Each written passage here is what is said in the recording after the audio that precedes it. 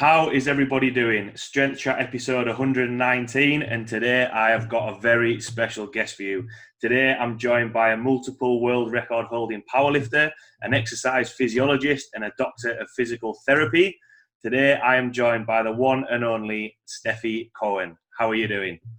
Hey, good. How are you? Thank you so much for having me on your podcast. No worries at all. Thanks a lot for taking the time to chat with me.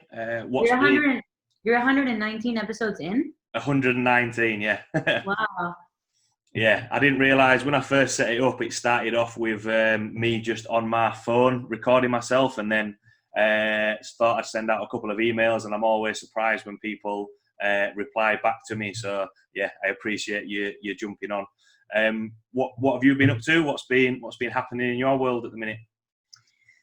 Wow, what's been going on? So just, trying to continue coming up with ways to innovate and ways to continue creating value for my business. For anyone who doesn't know what I do, I'm the co-owner at Hybrid Performance Method. We are a company that specializes in distributing online workout programs that are specific to strength training for individuals of all levels.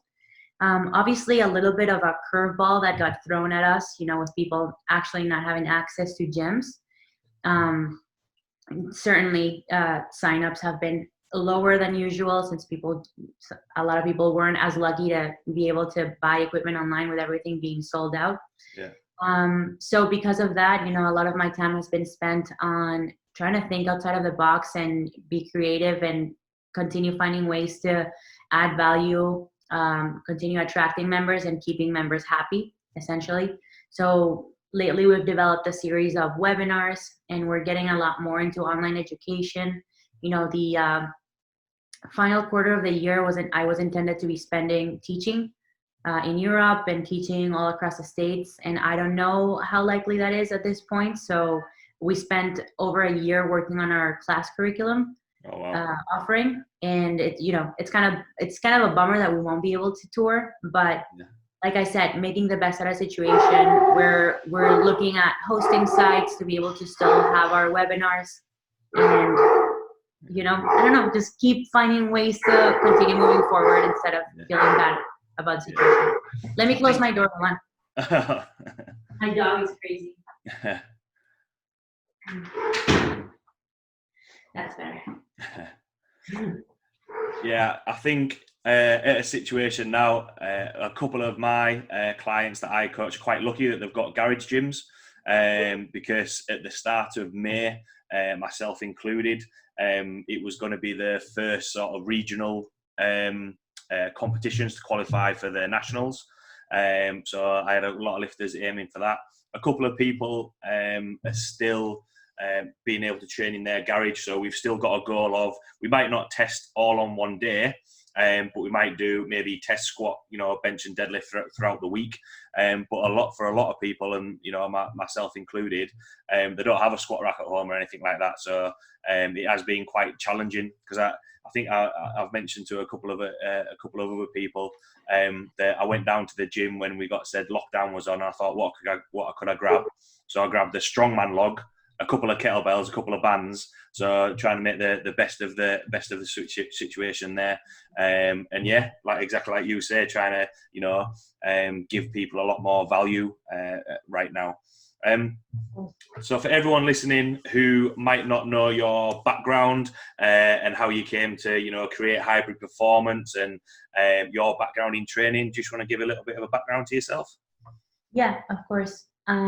So I come from a traditional sports background. I played soccer for the national Venezuelan team growing up for a handful of years. Came to the States pursuing a soccer scholarship, and with my eyes on becoming a professional soccer player. Obviously, that was my dream.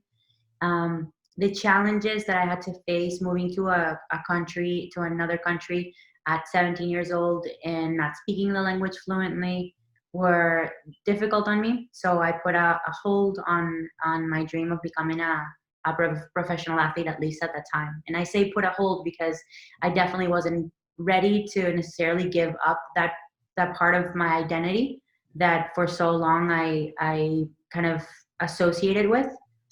So I kind of just put that on the back seat, focused on school, focused on learning more English and being better at communicating, being better at comprehensive reading, etc. Then actually found CrossFit through Noah Olson, who went to school with me. It seemed like a really fun competitive environment and exactly what I was looking for. Train hard, have people around me to push me, have kind of like a team, have competitions to prepare for, that kind of stuff. So in an attempt to get better, it's funny because in an attempt to get better at CrossFit, I started doing Olympic weightlifting because it was one of my biggest weakness. And then in an attempt to get better at Olympic weightlifting, I started doing powerlifting to get stronger for weightlifting. It just kind of substituted one thing for the other. But like I always say, it's kind of, I was looking for opportunities because sports have been such a big part of my life and so important for me. I didn't just want to participate in a sport. I wanted to be competitive, and I wanted to do something that I had the opportunity to kind of excel at.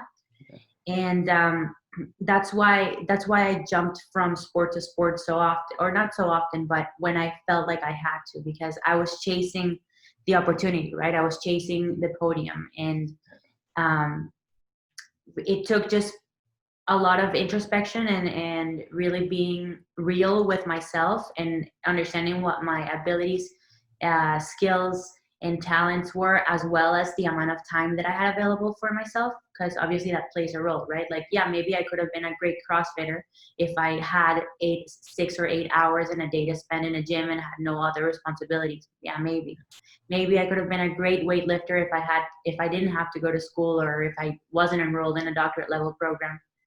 So I just had to play around a lot with understanding my environment, understanding what I was good at, and so that it took me to where ideally I wanted to be at. Yeah. So I ended up, in one of the most obscure sports. I ended up in powerlifting.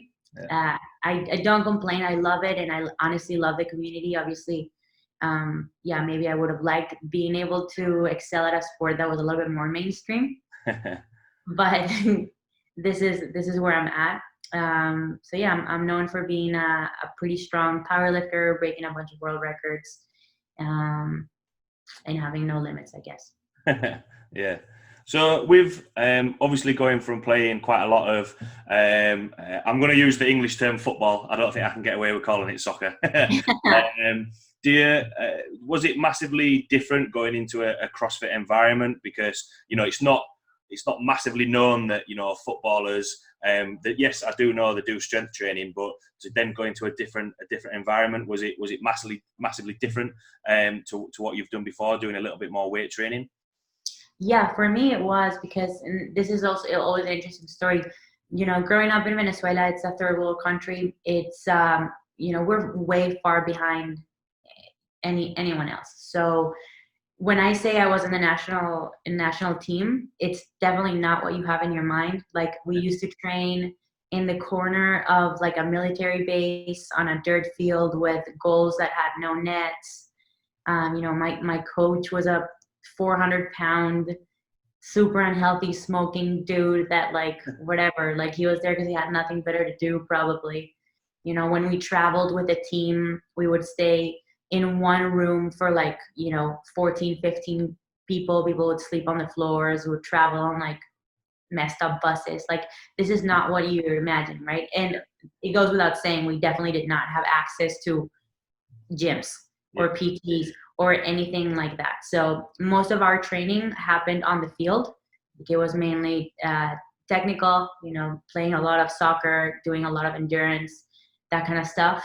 And then I think the fanciest that we got would have been to going to the beach and playing in the sand, right? To like increase the difficulty a little bit. Yeah. But yeah, I mean, I had never stepped foot inside of a gym, never lifted weights in my life. So obviously, when I came into a CrossFit gym, actually when I moved to the States and saw the way girls trained here, that's when I realized what a massive disadvantage I was in. So getting into CrossFit and acknowledging, okay, like, I probably need to get a little bit stronger just for my own self. I weigh 98 pounds or 103 pounds, whatever I weigh. I probably could get away with packing on some mass. Yeah. So it was a completely different world for me, being in the gym, lifting weights, focusing on getting stronger. Yeah. So now, because obviously you mentioned you started doing CrossFit and then got into weightlifting and did powerlifting to get stronger at weightlifting. With the but now obviously seeing how you've progressed and the records that you've broken and to see the position that you're in now, what did your early training look like? Because one of my favorite sort of photographs is, I don't know whether you've seen it, there's a person standing on a podium and then underneath there's all the building blocks that obviously gets people to there. What was your early training looking like, going with CrossFit and then the weightlifting and the powerlifting all blended together? I love that question so much, and this is something I talk about a lot. I think a lot of people focus on, and they ask questions about where you are now, questions about, hey, what does your training look like nowadays, or how often do you squat, how often do you deadlift? And those are not the questions you should be asking. Like you said, there's so much that went on in leading into me being on a podium or me being relatively good at a sport, that's what you should be asking, right? Like, what kind of steps, what kind of systems did you have in place? What kind of training did you do? What kind of mistakes did you make leading into it? What things do you think were absolutely necessary to get you to where you are? That's absolutely the right question to ask. I think one of the things that I find particularly important, especially for people who are looking to specialize in powerlifting, because it's so specific, right? You're only trying to get better at squat, bench, and deadlift, and it's pretty much one motion in one plane. It requires virtually no skill. It's just brute strength, right? And so I think that coming from team sports and then taking kind of like a general to specific approach helped me so much become a better athlete, which in turn allowed me to become stronger. So my training, leading into this was literally, I went from doing every single movement that you can possibly imagine, like every single thing that you do in CrossFit, improving my endurance, improving my muscle endurance, improving my gymnastics, my body awareness, my Olympic weightlifting, and then slowly kind of like eliminating certain movements that might have been, higher risk potentially when lifting heavy, eventually into narrowing and focusing on squat, bench, and deadlift. As far as frequency goes, I used to be able to tolerate a lot more training. So I would say that beginners, in fact, I think it's beneficial for people to practice the skill that they're trying to get better at frequently. So, if you haven't tapped into you don't know what your absolute amount of strength is, right? Like, you've been training for a year or two, you don't know, you haven't gotten to that point yet. So, thank you. Hayden just brought me coffee. Thank you so much. So you don't know how strong you are yet. You're definitely not training true to that absolute strength level that you have. So 80-90% is probably not your true 80-90%, which means that likely you'll be able to do way more sessions at that quote-unquote sub-maximal weight, get away with it, improve your skill, improve the way that you feel under the bar, that you move under the bar, and slowly build up. So the way that's changed for me over the years, and I feel like I'm rambling a little bit, so feel free to stop me. But the way that's changed for me over the years has just been, as I've gotten stronger, I've dropped some of the frequency. So the amount of times during the week that I do a particular movement has gone down as my strength has increased, because there's no way that anyone could, except for Chris Duffin, could tolerate that much beating, right? Like when you're pulling 500 or squatting mid fours or whatever, like you have to give your body a break, right? The closer that you get to your true potential. So just touching on that, because obviously I saw you put a post out the other day that you've been using the boxing bag that you've got, and then there'll be the other things that you'll be doing for training, the conditioning side of things as well as the powerlifting. Is the variability that you add into your training, has that dropped down a little bit as well? Because I know obviously with hyper performance, you'll balance a couple of things. But for your own training, have you sort of cut down on the other things that you might be adding in? I love this question so much too. So It depends on the period or the block of training that you're in. So part of being hybrid and part of the concept of being a hybrid athlete is, being able to move in different directions, change speed, being able to be strong, being able to look good. All of those things, I think, encompass what being a healthy, functioning human are, and what I've always strived for. So independently of my goals as a powerlifter, which absolutely do take precedence when I'm focused on a competition, that doesn't mean that I'm going to neglect all other aspects of human performance and health, right? Those are things that are important to me. And I think it should be important to everyone, independently of what your goal is. So there's a lot of talk around periodizing load and the importance of that for injury risk management and the importance of that for obviously strength improvements. But there's very little talk on periodizing your GPP or periodizing other forms of movement. And so for me, obviously closer to a meet, like let's say 3 or 4 months closer to a meet, I start decreasing the amount of movement variability that's in my program. Yeah. Obviously, like still have some conditioning in, still have some like other movements outside squat, bench, and deadlift. 3 months in, maybe I take some of those out. 2 months in, definitely most of the stuff is out.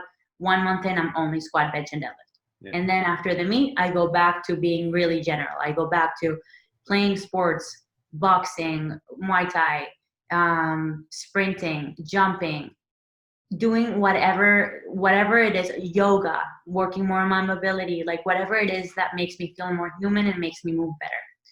And so, yeah, to tie things over or tie things back, movement variability and doing things to just improve general health are absolutely important and should be incorporated in a program within your training year.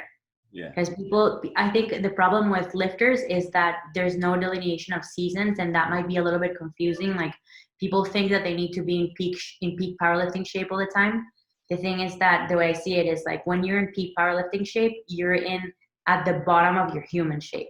Yeah. You like can barely go up a flight of stairs without losing your breath. It's so bad, right? Like you're in the best powerlifting shape of your life, but you're in the worst human shape of your life. Yeah. And that is not sustainable.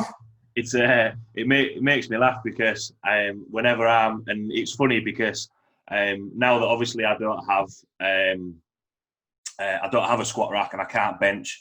Every time I lead up into a competition, I usually have to go see or get a massage on my right shoulder. I don't know why, but every time I go to put that arm above my head, I can't straighten my arm out when I start benching. It's not massively painful, but leading into a competition, and I always think, oh well, I'll go see a physio, it'll be fine. Whereas actually, now that I've got a couple of weeks off, if you like, and I'm not lifting as heavy, my shoulder's actually been really good. I've been able to work on a little bit of mobility, and exactly like you say, the human performance side of things, even just doing push-ups, it's like, oh, actually, yeah, it's okay that.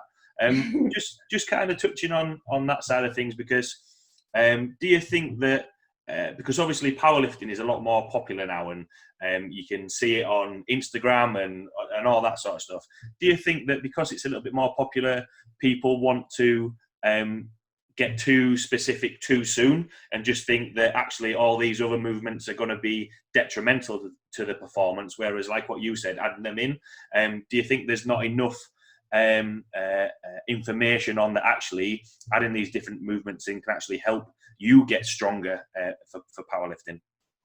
Yeah, absolutely. I think a lot of people see the highlight reel again, so they see what their favorite lifters are doing. Rarely do they ever post anything else besides squat, bench, and deadlift, right? Because like that's what gets the most engagement, right? They don't, even if they are doing some conditioning or even if they are doing extra mobility work or doing other movements, like rarely do they ever post about it. And so that creates a lot of confusion, I think, from fans or people who hope to become powerlifters. They don't really know how to get to where they want to be, and they think that the way to get to where they want to be is just by doing what their favorite lifters are doing. Yeah. Which, like I said before, is not the question they should be asking, or not the thing they should be focused on. They need to be focused on what were the other things that they did previously that led them to be able to handle that kind of load and move in that way, right? And yeah, I absolutely agree with you. I think people get too specific too soon. Yeah. Absolutely. There's no prep period. They think that just because, that you're just going to learn how to squat, bench, deadlift, and then you're going to start loading from there.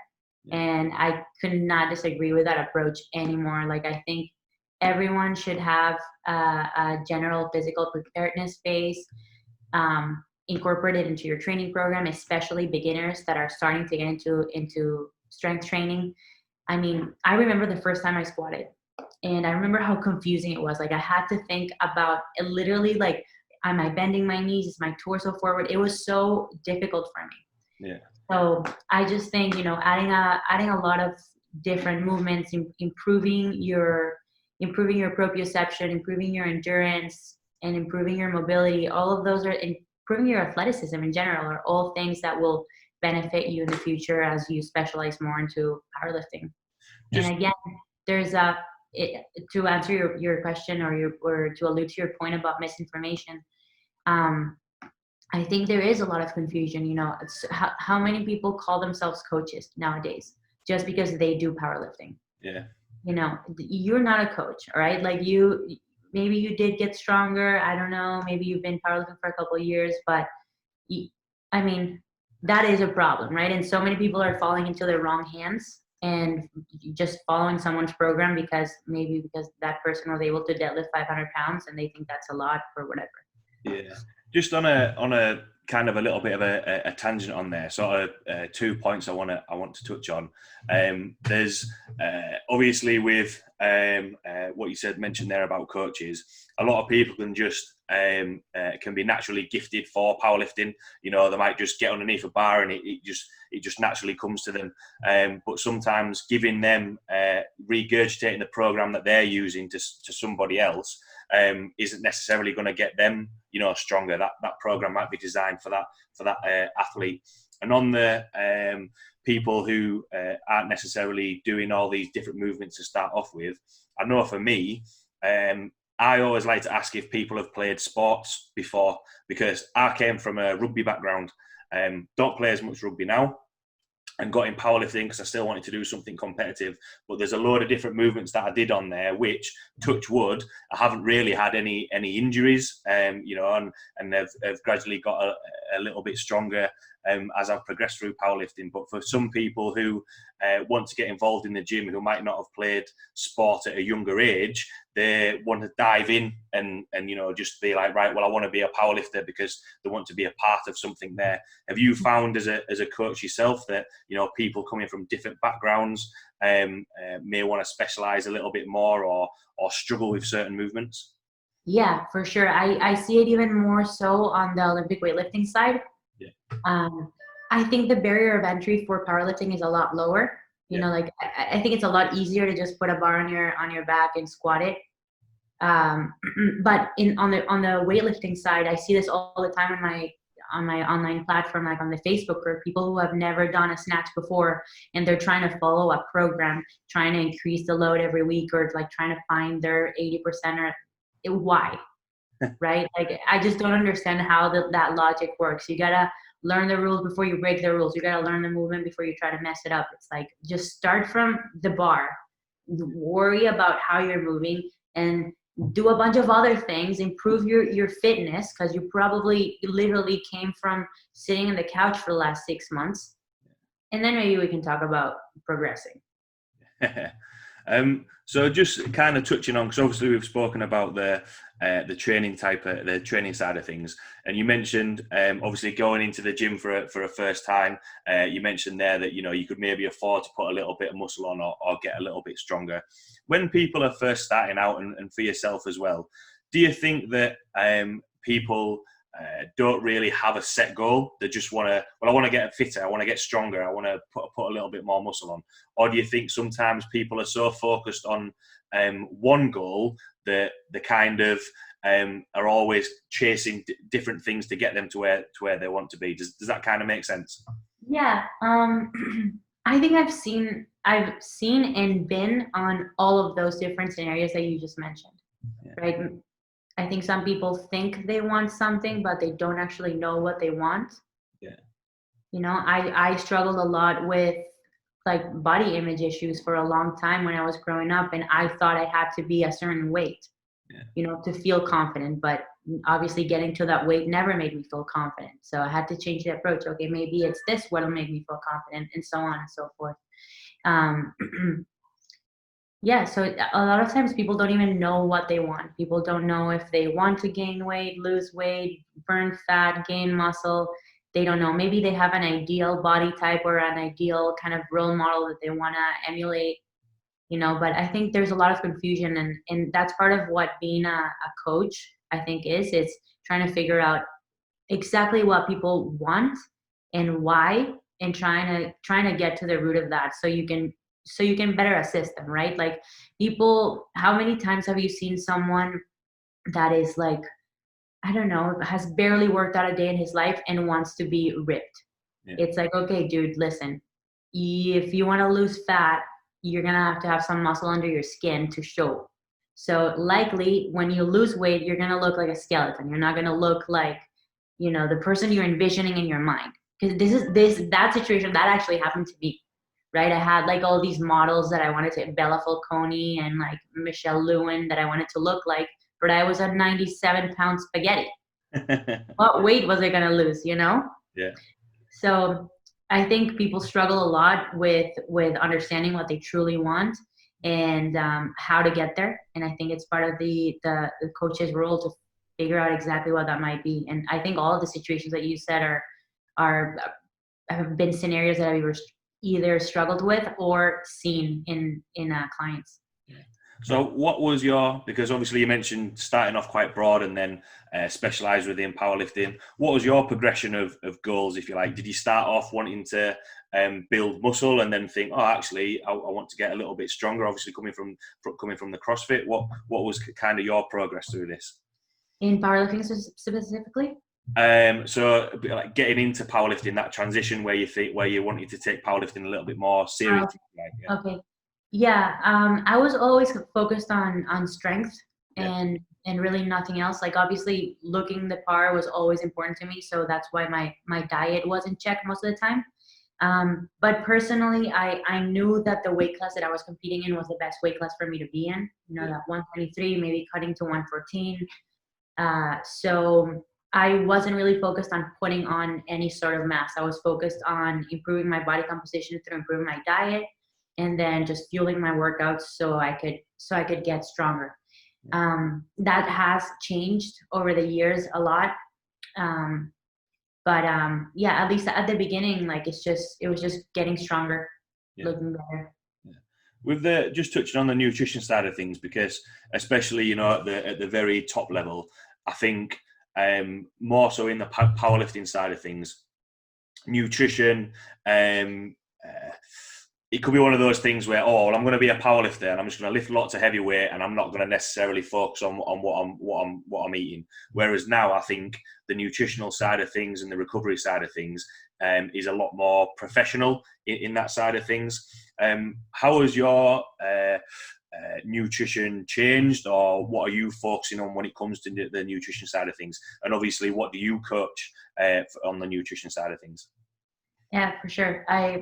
It's so funny you mentioned it. So when I first started getting into powerlifting, and say it's a year in, you know, I'm lifting a lot of weight, and I would get this response of, oh, I had no idea you were a powerlifter. I guess because I was ripped and small, right? And I used to joke around with Hayden. I used to be like, the era of the fat powerlifter is over. You know, we're changing the game. Like, this is what powerlifters look like now, ripped and healthy and can move well. You know, and we're here to change the game. And that was kind of like one of the goals with hybrid, was like to change kind of like that stigma around lifting heavy weights and how you're supposed to look if you're lifting heavy weights. So obviously, yeah, nutrition is, I would say, the biggest, most important factor in terms of determining how you're going to look. You know, you can train really hard, and if you have a shitty diet and if you eat in a calorie surplus, you're going to continue adding on fat. There's no chance that the weight that you're putting on is all going to just go to muscle because you're training hard. Like, that's just not the way that it works. Yeah. And so understanding calorie balance, understanding energy in, energy out, understanding what your energy requirements are and the composition of your diet are imperative to not only the way that you look, your body composition, but also your performance. Yeah. And like you said, I think that there's a lot more information out there, and people are having a more educated approach as far as performance and diet goes. Luckily there's a lot of people out there putting really, really amazing information. Lane Norton, Ellen Aragon, Val McDonald, I don't know, all those guys. Yeah. And so as far as what my approach was first and foremost, the most important thing is understanding what your energy demands are. Yeah. And that's difficult, right? Because it requires you being honest about what you're eating.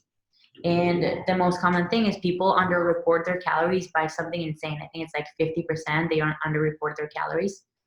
And then they're surprised they don't understand why they're gaining weight.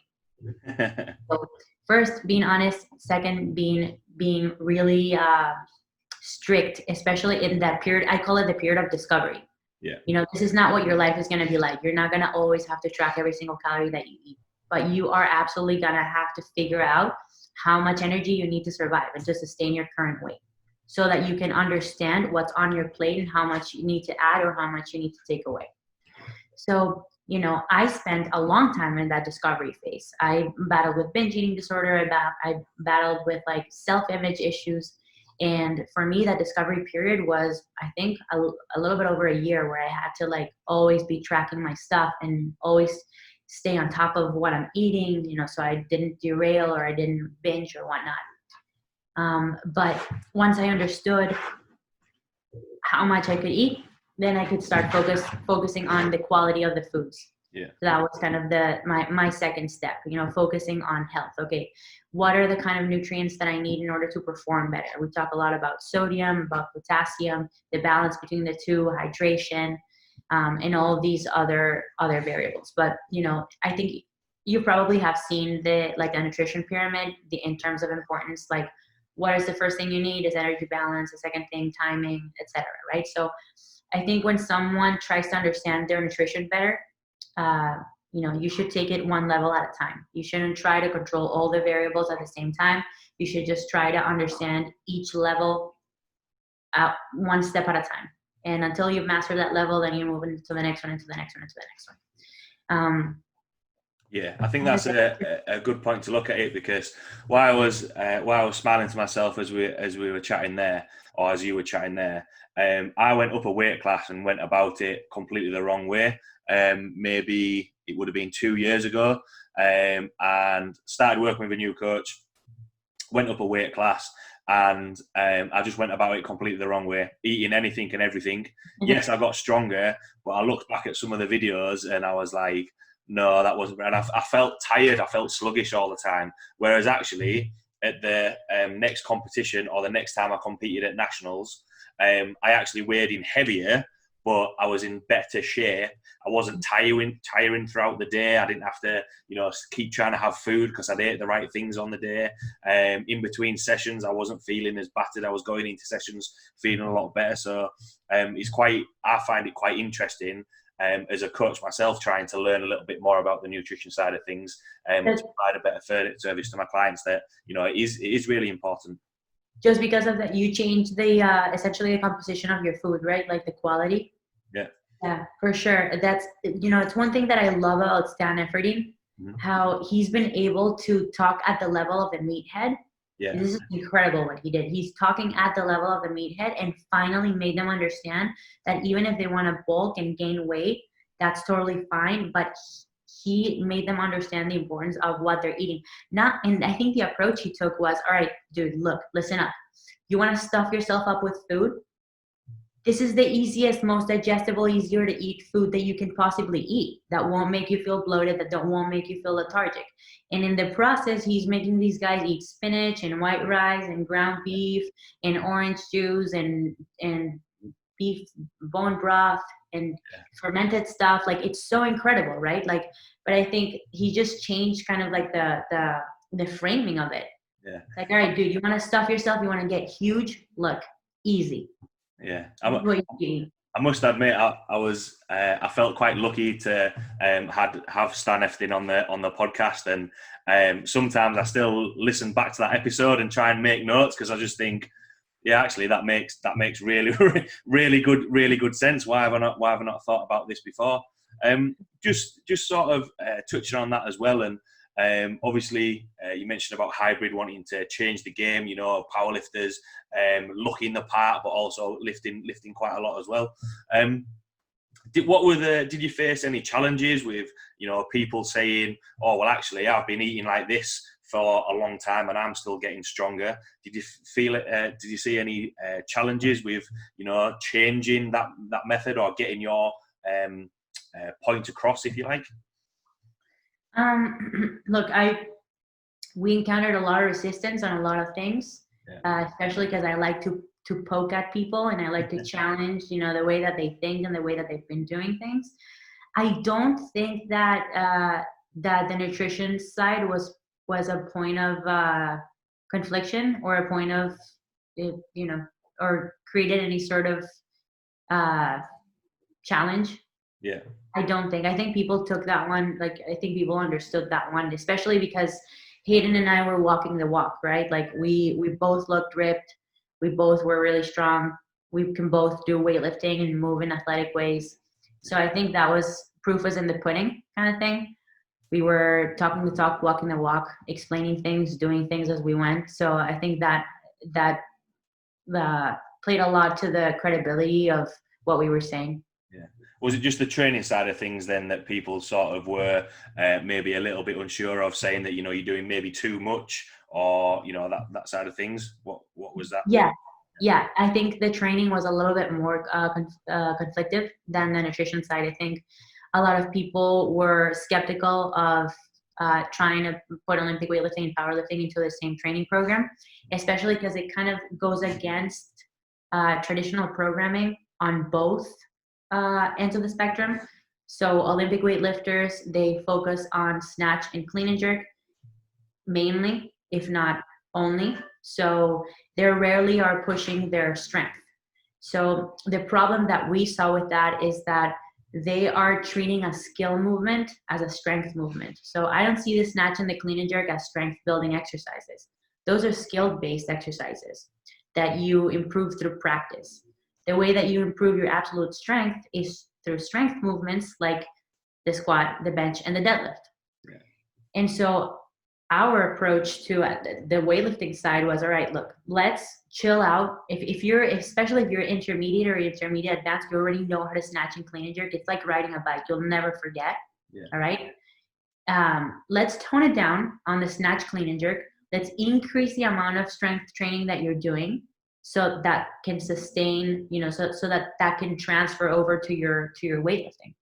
Then they got into, oh, well, if you're doing low bar, if you're doing sumo, if you're doing other exercises that don't exactly mimic, it's not going to transfer over. I think that was like one of the most the things that we got the most resistance about.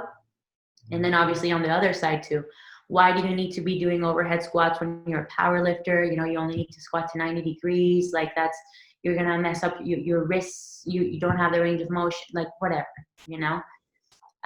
So in that area, there was a lot of resistance as far as just incorporating all of these things into one program. And even with bodybuilding, yeah. You know, why would a weightlifter do bodybuilding? Like what's the need for it? We don't need any of that. And then our argument was all about levers and how having bigger muscles have the potential to become stronger muscles. They can also change the way that your body moves, can improve your levers, you know, all these different arguments. You know, I think we did a good job. You know, we've worked with almost 100,000 people over the last 4.5 years. But you know, the battle's never over.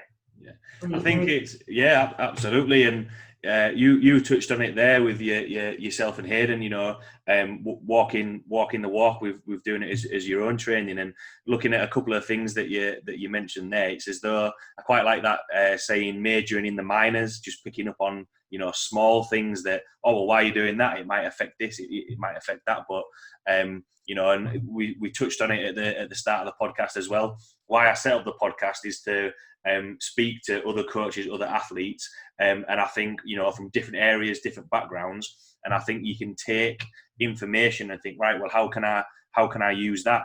So taking it from bodybuilding or weightlifting or powerlifting and using it to be beneficial. I don't think it needs to be a case of, right, well, you're a bodybuilder, you only do that training. You're a powerlifter, you should only do that.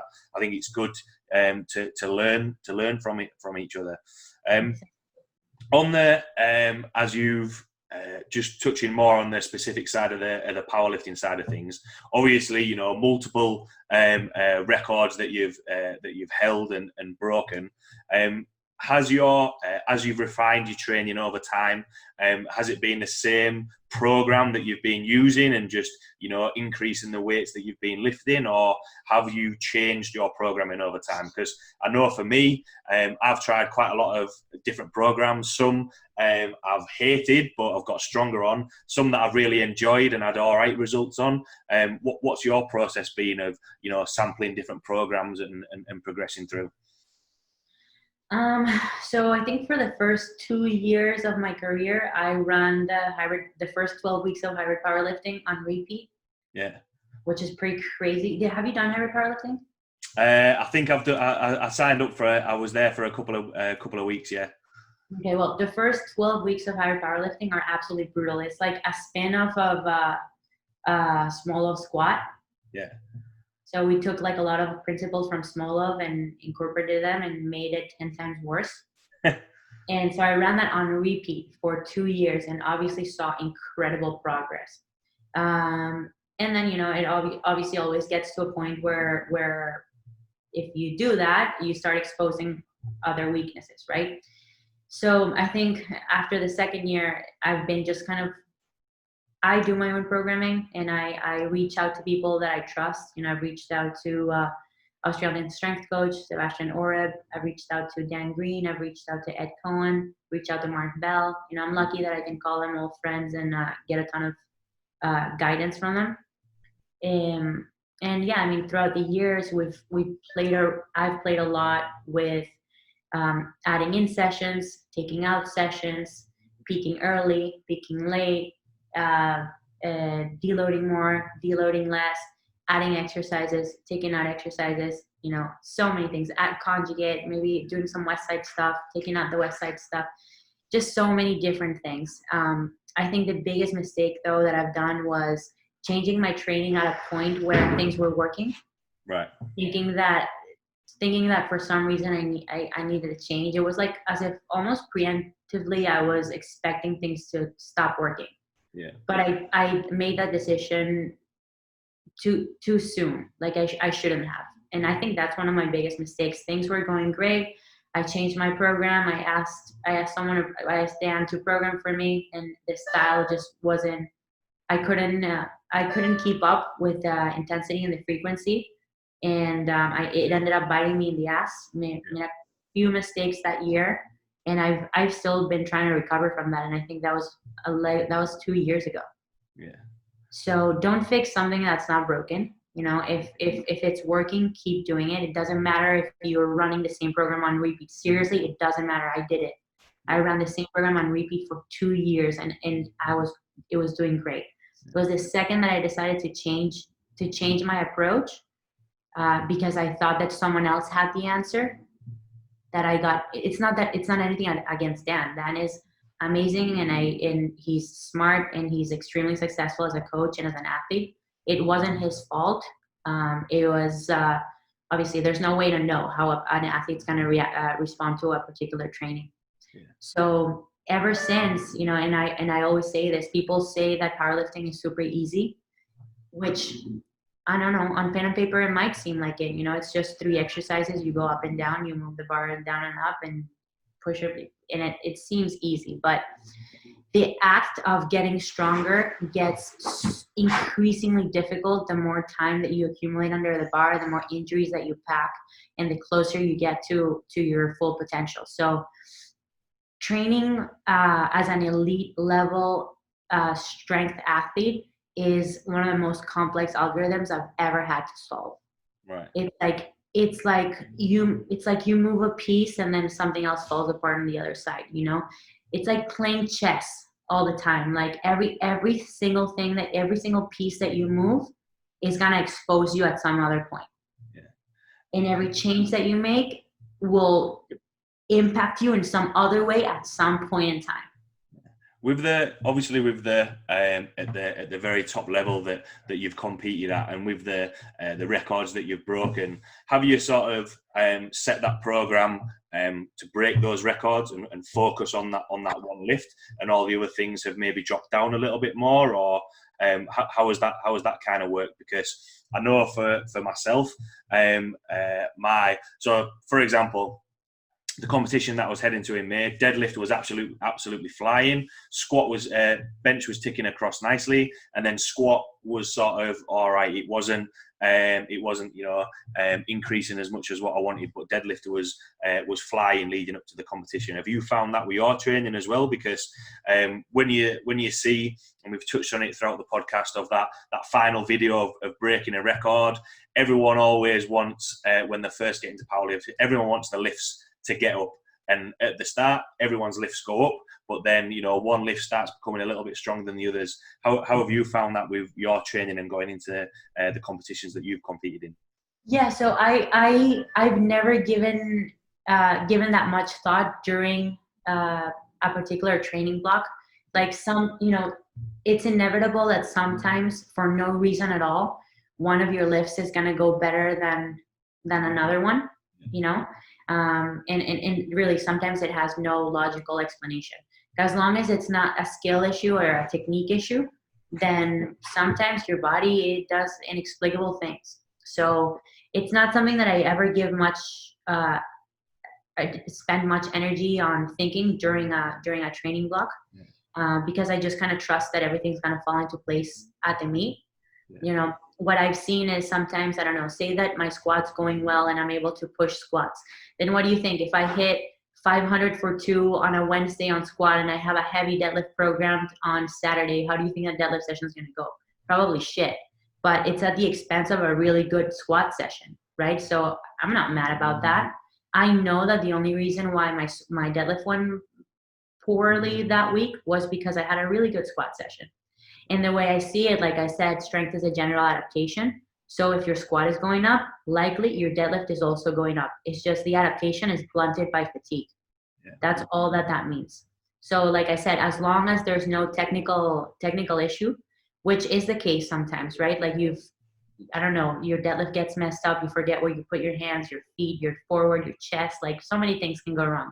Yeah. But if those bases are covered and your movement is fine, it's just you're feeling tired at the expense of you're crushing it in another movement, you have no right to be upset, buddy. It's going well, all right? You're going to do okay. Yeah.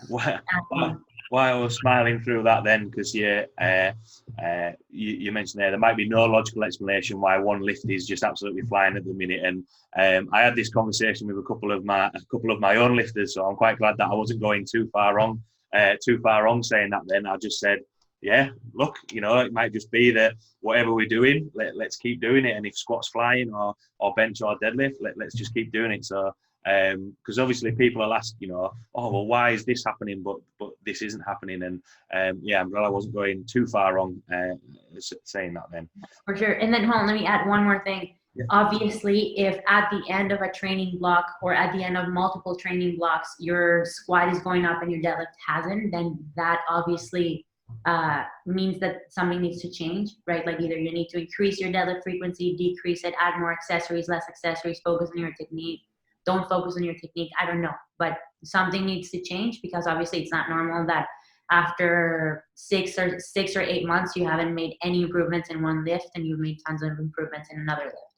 Yeah. Well, just touching on that, when you mentioned, it's like a game of chess, trying to work things out. The good thing that I really enjoy about powerlifting is that there's always things that you can get better at. There's always things that you can change, and you can look back at a training program and think, oh, well, what if I change this? Which is, I like problem solving. I like challenges. I want to help people get stronger and think, right, let's try about this, which, I find interesting.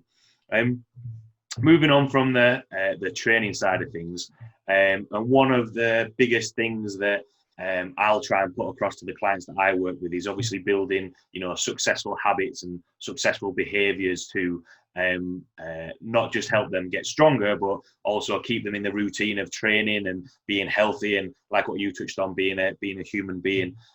What have you found to be the key to founding successful habits and behaviours to keep up with the consistency of training and to keep knocking out these records and PBs?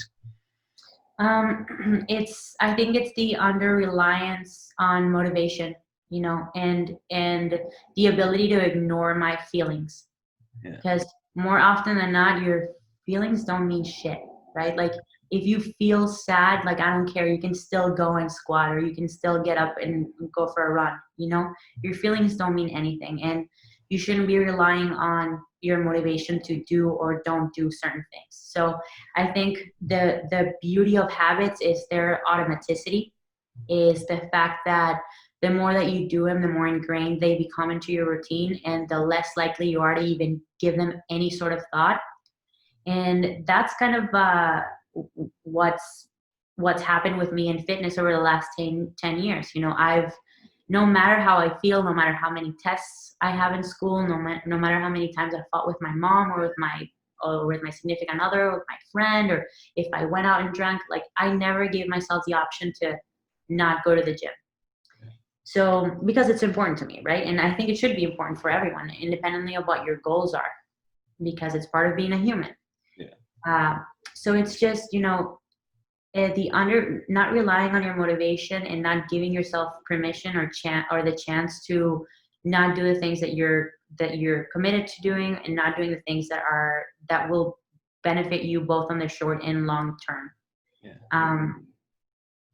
An amazing book is Atomic Habits that talks about that. James Clear, I actually just had him on my podcast. Yeah. He's a phenomenal speaker, and he breaks it down so well, gives you strategies and tips and systems that you can implement to make better habit, to improve your habits and make the habits stick for longer. But yeah, you're absolutely right. I mean, it's not enough to just have a goal, or just to try to inspire your clients or tell them they have to be somewhere. It's a matter of making sure that their environment sustains and supports the goals that they have, and will sustain and support the habits that they're trying to create. Yeah, I did see that about the book that you mentioned, and that's actually on my to read list within this lockdown that you mentioned about it. Do you think that obviously when it comes to those behaviours, and you mentioned about for their motivation, is that why it's important for people to find their why, and to be like, right, well actually like you mentioned, look, my focus was always to get stronger. Do you think that's important when people are looking at behaviours? Because a lot of people will just use excuses of what might come across of excuses as actually, well, I don't have time, or I need to go and do this, I need to go and do that, and they might be actually thinking as going to the gym when actually they're doing something that they don't actually enjoy, whereas their why might be for something else. Yeah, absolutely. I think, have you read that book? I haven't. It's on my it starts with Why by Simon Sinek. Oh yes, I have actually. Yeah, that's why I mentioned it. Sorry, I thought you were on about Atomic Habits there. Yeah. No, absolutely. Yeah. So I love Simon Sinek, and I love It Starts with Why too. He talks more about the business aspect of it, but absolutely, I think the most important aspect of a goal is make it relevant, right? It gives it importance to you. Why are you even doing something? And you don't have to create the same habits as everyone else, right? Like maybe for you, it's just not, you don't care about waking up at the crack of dawn and going for a mile run. That's not important to you, and that's fine. Yeah. So don't try to imitate habits of other the 7 habits of successful people. Like, what the hell, maybe you're not like that, and it's fine. You can create other habits that will make you a better person, that will make you healthier, that are not the same 7 habits of those 7 successful people. Right? So absolutely, making sure that the goals are relevant to you and that are important to you. And if your goals are not the same as mine, that's totally fine. Find a goal that matters to you. I think that was a really good way of putting it, because And I'm glad that you mentioned the book, because we actually give that to so all the interns that come into the gym. We give them that book, and it's like one of their. If they don't read the book, then they don't do the internship. That's the first sort of hurdle, if you like, because I want people when they come into the gym to why is it you want to be a coach? Whether it be like for me, I want to. My coach always said to me that when we went out onto the pitch, that was your grand final. Every game was your grand final, whether it be in front of lots of people or not many people watching. And my is when people come, if they're paying to come and see me in the gym for that hour, they're a world champion powerlifter or boxer or whatever it would be, and they can sort of step outside of the stress from everything else, and then they can get stronger. For other people, if they don't want to get people stronger, and it might just be actually, I want to help people recover from injury or anything like that. I think it is really important to find their why and actually, see what they're passionate about, what they're motivated to do, which you've touched on there as well, which I think is a really good point. Quite a lot of topics covered there and chatted. So the most important question, which I always quite like to ask at the end, for everything that we've chatted about there, for everyone listening, what would be your take-home points or words of wisdom? Take-home points about the conversation? Yeah. We spoke about so many good things. I think that if there's one thing they can take away about my story, I think I gave a lot of insight as far as who I am, how I got to where I am, and what are some of kind of like my beliefs. And I would just say, find something that is important to you. Don't try to imitate anyone else. Think critically. Stay true to your beliefs, and do whatever it takes to get to where you want to be. I think that's a good point to finish on. Thanks a lot for taking the time to chat with me. I've been really looking forward to picking your brains and chatting with you. For everyone listening who might want to see what content you put out there or the work that you do with hybrid performance, where can people find you or see the content and work that you do? Yep, you can find me at Stefi Cohen, and you can learn more about our programs at hybridperformancemethod.com. Awesome.